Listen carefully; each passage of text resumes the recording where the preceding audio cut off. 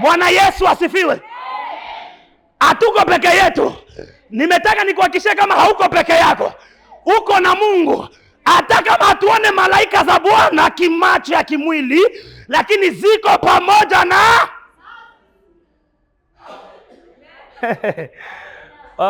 mimi nashoa mfalme Sali onaka kiumbe kipya akajiuliza.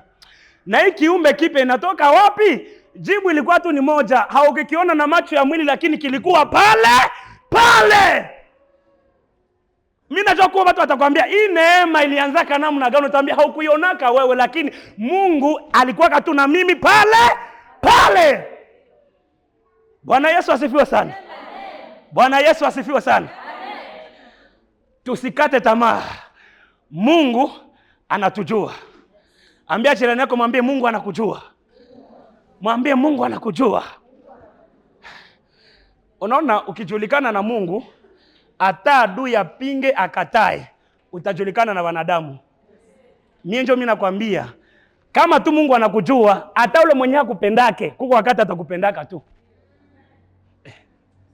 Na unashwele ya kupendesha Mungu. Mungu akitaka upende mtu, yeye peka anakuja mundoto. Wewe peka unaanza hota tu mtu, unasema na niliota mtu fulani, niliota mtu.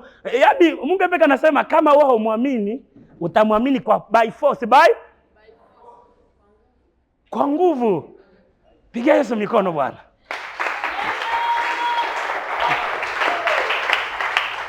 Bwana Yesu asifiwe. Mungu anakuwa mtetezi wetu. Na mimi najua ile siku tu wakati vilikuwa vile, najua Maria akasema hivi. Sasa Yusufu, unaamini kama Mungu ndio amenipenda? Kwa sababu Yusufu nene lilimchanganishaka. Mungu ndio atapenda mtu? Hapana. Kisha najua kama Maria akamwambia, na hata nipenda tu na ndashika ujauzito wake. Ile tena kachanganisha Yusufu akamwambia hapana. Mungu ndio atakia sala? Hapana. Mimi nakwambia Mungu ndio atasala. Yusufu akasema isha kwa buchawi siko na huyu. Biblia inasema Yusufu akatoka, akaenda ndani ya chumba, akaanza fikiria kinzi ataacha nani? Ataacha Mary. Kumbe mwanadamu anaweza kupenda, lakini siku ataonaka jaribu kwako, kuna mwenye anaendaka. Kuko mtu mwenye anaweza kupenda tu kwa sababu hauyakuwa na shida. Ngoja shida itokee mama, utajua huyu anakupendaka ama hakupendake.